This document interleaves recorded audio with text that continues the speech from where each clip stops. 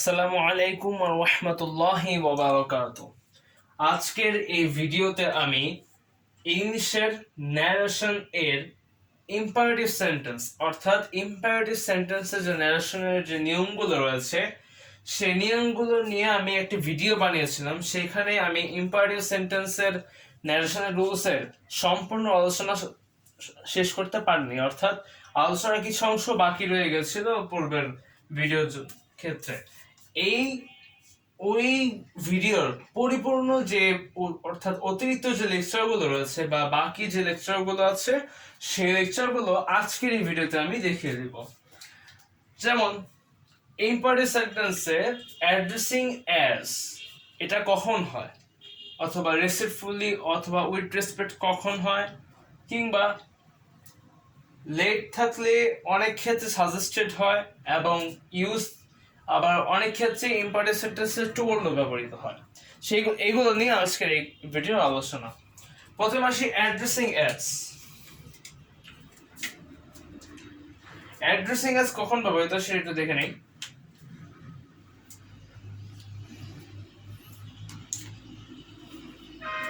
যেমন আমি বলি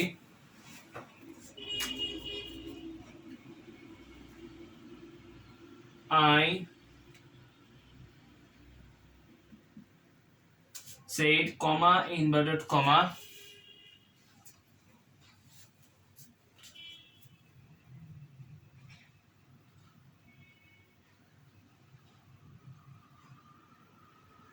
dear friends,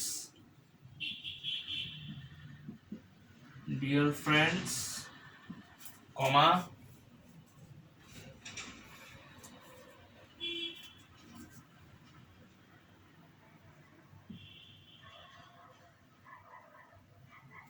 go ahead.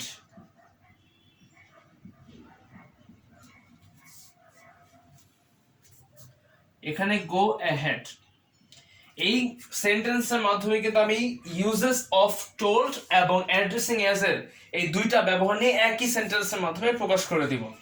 যেমন প্রথমে আসি অ্যাড্রেসিং অ্যাজ।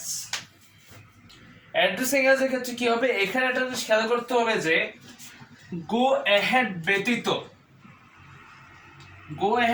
যে অতিরিক্ত ওয়ার্ড গুলো রয়েছে সেটা হচ্ছে ডিয়ার ফ্রেন্ডস, অর্থাৎ এটা হচ্ছে অতিরিক্ত শব্দ যেটার সাথে ন্যারেশনের কোনো প্রকার সম্পর্ক নেই, অর্থাৎ রিপোর্টিং স্পিচে এটা কোনো কাজ নেই। এবং এইটা যেহেতু রিপোর্টিং স্পিচের কোনো কাজ নেই সেহেতু এটাকে আমাকে রিপোর্টিং স্পিচের আগে অর্থাৎ রিপোর্টিং ভার্বের কাছাকাছি নিয়ে আসতে হবে। তাই এই জন্য আমাকে কি করতে হবে,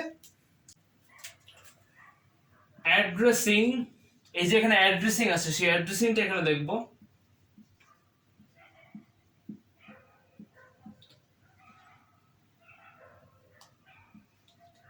দেম, অ্যাড্রেসিং দেম লিখেছি কারণ এখানে আছে ফ্রেন্ডস যেহেতু বলেছি, অর্থাৎ এখানে বহুবচন কিংবা প্লুরাল ফর্ম আছে, সেহেতু আমি এখানে লিখেছি অ্যাড্রেসিং দেম অ্যাজ ফ্রেন্ডস। এই যে অ্যাজ, এখানে আসবে অ্যাজ ফ্রেন্ডস।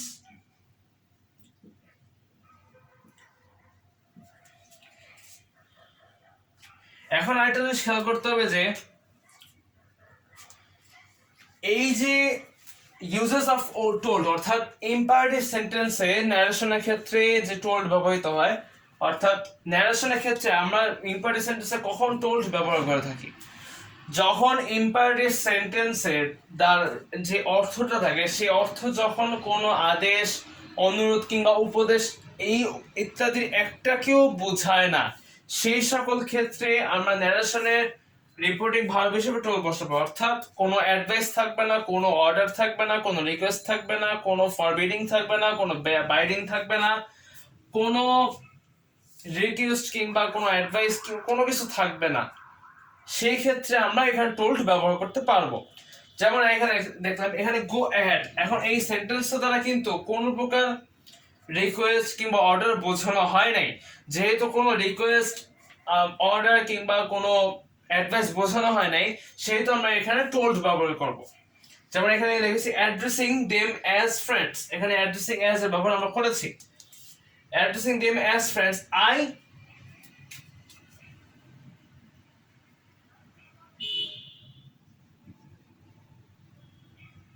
told them, অথবা এখানে একটা খেয়াল করতে হবে যে এই আমি এখানে addressing them as friends I told them, এখানে কিন্তু একটু অন্যরকম বা একটু খুঁতখুঁতে লাগতেছে। তো আমরা একটা কাজ করতে পারি, এখানে দেমটা কিন্তু মুছে ফেলতে পারি, অর্থাৎ অ্যাড্রেসিং অ্যাজ ফ্রেন্ডস, আমরা দেমটা লিখবো না, দেমটা না লিখে লিখবো addressing as friends I told them. এখন আমরা এখানে যেহেতু টোল্ড লিখেছি দেম লিখেছি, এখন আমরা সকলে জানি ইম্পারেটিভ সেন্টেন্সের ক্ষেত্রে যখন আমরা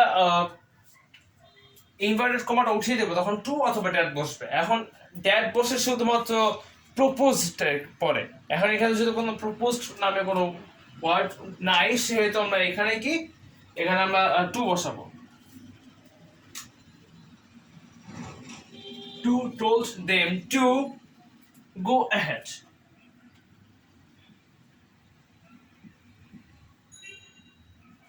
অর্থাৎ এটা সেন্টেন্স, এটা দেওয়া আছে addressing as friends I told them to go ahead. এটা হচ্ছে অ্যাড্রেসিং অ্যাজ এর ব্যবহার, অর্থাৎ যখন কোনো আলাদাভাবে কাউকে সম্বোধন করা হয় সেই সকল ক্ষেত্রে আমরা এখানে অ্যাড্রেসিং অ্যাজ ব্যবহার করব। এখন আসে রেসপেক্টফুলি অথবা উইথ রেসপেক্ট।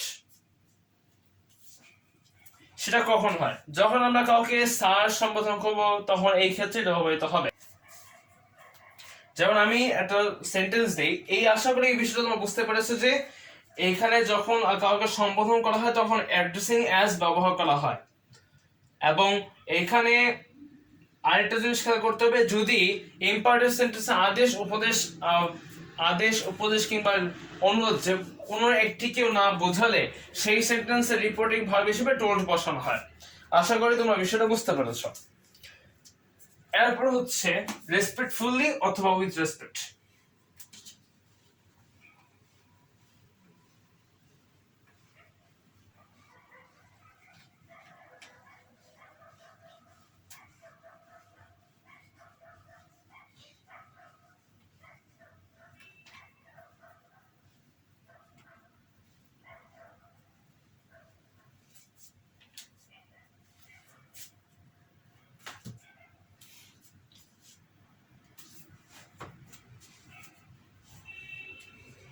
এখন আমি এখানে একটা শেখাতে হবে যে এই রেসপেক্টফুলি আর উইথ রেসপেক্ট কখন ব্যবহৃত সেটা একটু দেখে নেই।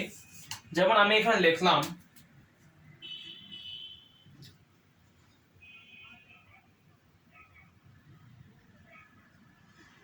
I said to the teacher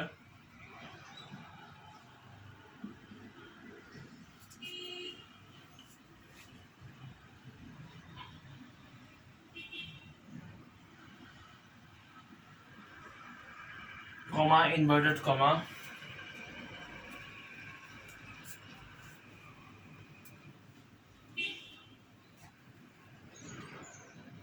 so please help me।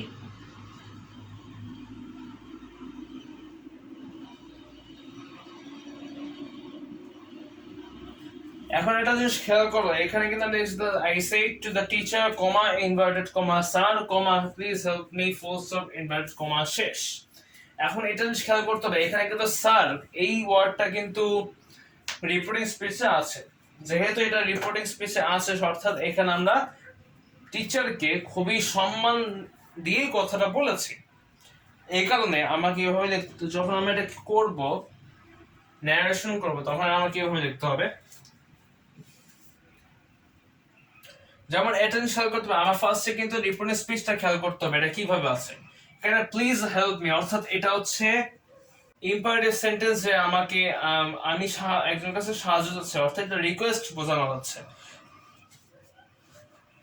তো এখন এখানে স্যার থাকার কারণে এখানে রেসপেক্টফুলি হবে, এবং এখানে যে প্লিজ আছে সেহেতু আমরা রিপোর্টিং ভার্ব রিকোয়েস্টেড লিখবো অবভিয়াসলি। তো এখন লিখবো কি আই, এখানে আই আছে, আইটা এখানে থাকবে। এরপর এখানে যেহেতু স্যার আছে সেহেতু আমরা লিখবো রেসপেক্টফুলি অথবা উইথ রেসপেক্ট।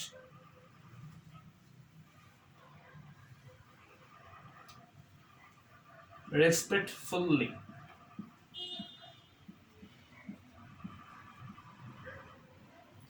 রেসপেক্টফুলি লিখলাম। এরপর এখানে স্যার আছে, এই কারণে আমরা এখানে রেসপেক্টফুলি লিখেছি। এরপর এখানে আছে প্লিজ হেল্প মি, এখানে এটা কি এখানে কিন্তু অনুরোধ বোঝানো হচ্ছে, যেহেতু এখানে অনুরোধ বোঝানো হচ্ছে সেহেতু আমরা এখানে লিখবো রিকোয়েস্টেড।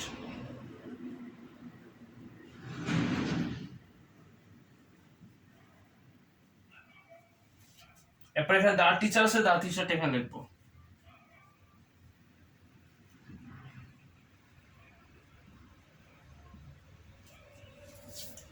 এরপর এখানে ইনভার্টেড কমা উঠে গিয়ে টু অথবা দ্যাট যে কোনো একটা বসবে, এখানে টুটা এখানে বসানো লাগবে, সেটা আমি এখানে টু বসাচ্ছি। টু এখানে হেল্প মি আছে, হেল্প মিটা এখানে বসবে।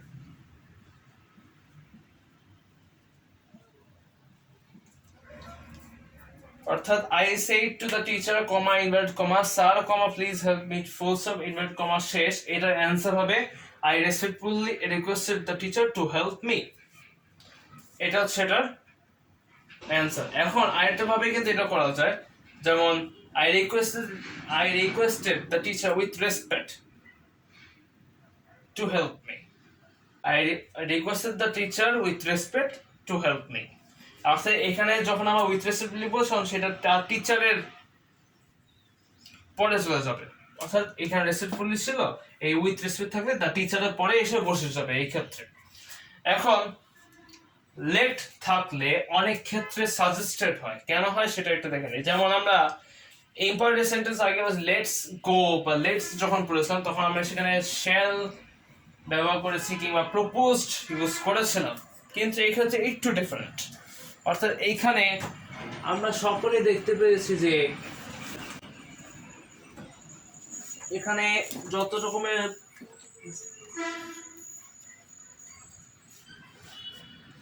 আছে সমস্ত ক্ষেত্রে কিন্তু আমরা লেটস ব্যবহার করেছিলাম, কিন্তু লেট যখন ব্যবহৃত হয় তখন এখানে অনেক ক্ষেত্রে সাজেস্টেড হয়, অনেক ক্ষেত্রে মাইট হয়। এখন প্রথমে আসি মাইটের ক্ষেত্রে, সাধারণত এখানে কিন্তু মাইট ব্যবহার করা ফেলা হয়, এবং এই ক্ষেত্রে যখন মাইট ব্যবহার করা যায় না সেই ক্ষেত্রে সাজেস্টেড হয়। এখন সাজেস্টেড কি এবং প্রপোজ কি? প্রপোজ হচ্ছে যখন আমরা প্রপোজ এবং সাজেস্টেড মূলত একই অর্থে ব্যবহৃত হয়। যেমন আমরা আগে পড়েছি লেটস গো, তাহলে এখানে লেটস গোতে বলেছে তখন আমরা এর অ্যান্সার লিখে লিখতাম আই প্রপোজড হার বা him that we shall go, we shall go.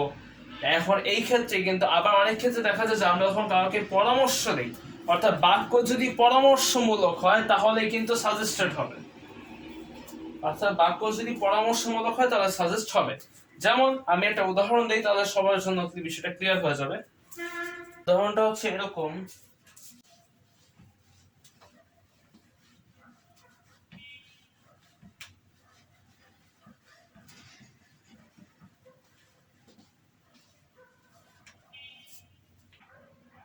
এখন আমি একটা জিনিস দেখাই, লেটস থাকলে প্রপোজড হবে সেটা আমি আগে বলেছি, কিন্তু লেট থাকলে এ হয় নাইট হয়, কিন্তু অনেক ক্ষেত্রে সাজেস্টেড হয়। তা কি হবে সেটা একটু দেখাই।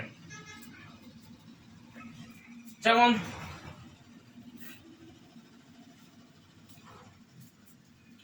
আমি এখানে লিখলাম আই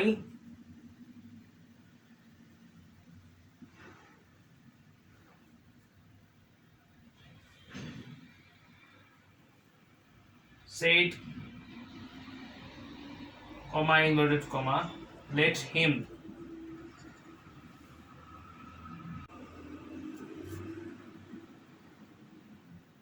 do the work.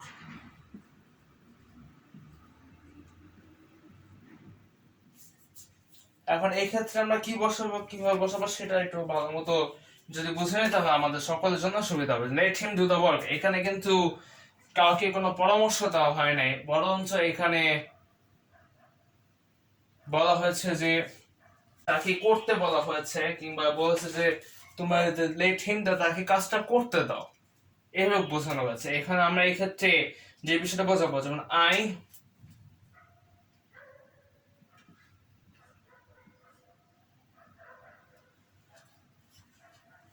এর পরে যে ভার্বটা বসবে সেটা হচ্ছে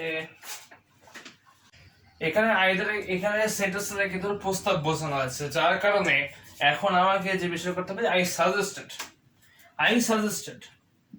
কারণ আমি এটাকে পরামর্শ দিয়েছি, এবং কাকে পরামর্শ দিয়েছি? হিম, তাকে। তো I suggest him to do the work.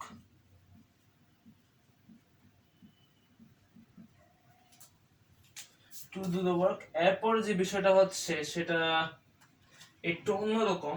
যেমন আমি বলে দেই যে এখন যদি এরকম থাকে, লেট দ্বারা যদি প্রস্তাব না বুঝে রিপোর্টিং ভাবে পরিবর্তন হয় না, যদি লেট দ্বারা যদি কোনো প্রস্তাব না বোঝানো হয় তাহলে সেখানে রিপোর্টিং ভাবে কোনো পরিবর্তন হয় না।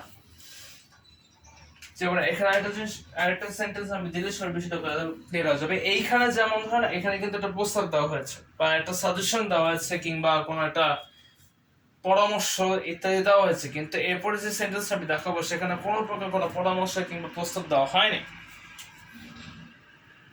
যেমন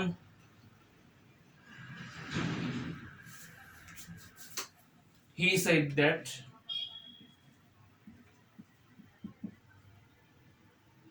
he said, comma, inverted comma,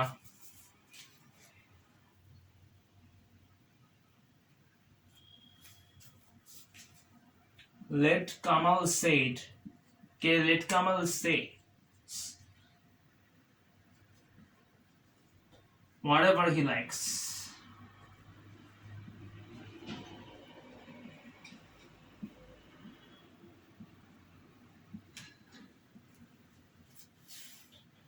এখন এটাকে যদি আমরা কাজ করি তাহলে কি হবে? একটা জিনিস খেয়াল করতে হবে, এখানে কিন্তু কোনো প্রকার লিসেনার কিংবা যে শ্রোতা তার নাম কিন্তু সঠিকভাবে উল্লেখ করা হয় নাই।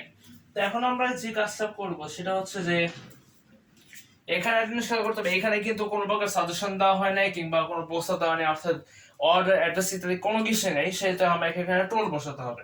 তো হি টোল্ড, অ্যান্সার হবে he told the listener,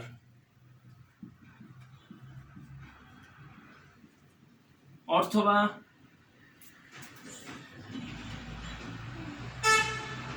person spoken to, the listener অথবা the person spoken to,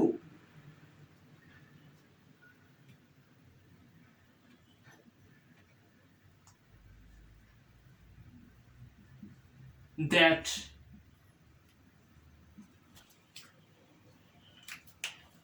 এখন একটা খেয়াল করতে হবে, এখানে কিন্তু লেট কামাল, লেট দ্বারা কিন্তু কোনো প্রকার রিকোয়েস্ট বোঝানো নেই, কোনো পলিটিশিয়ান ব্যবহার করা হয় নাই, কিংবা এটা জাস্ট একটা সাধারণ ওয়ার্ড, সাধারণ একটা সেন্টেন্স, যেখানে কোনো প্রকার আদেশ উপদেশ কিংবা কোনো অনুরোধ করা হয় নাই। এই কারণে আমাকে এখানে ইনভার্টেড কমা বদলে দ্যাট ব্যবহার করতে হবে। এরপর এখানে লেটটা উঠে গিয়ে কামাল বসবে, কামালের পর শুড বসবে। Kamal should say whatever he liked. এখানে একটা জিনিস খেয়াল করতে হবে, এখানে কিন্তু টেন্সের পরিবর্তন হবে কিন্তু সে এর কোনো পরিবর্তন হবে না। যার টেন্সের পরিবর্তন হবে সব এখানে গিয়ে পরিবর্তন হবে, কারণ এখানে যেহেতু শুড বসেছে, শুডের পরে বা ভার্বের কোনো টেন্স পরিবর্তন হবে না। এখন এখানে তো হোয়াট এভার উপরে হি লাইকড হবে, হোয়াট এভার হি লাইকড।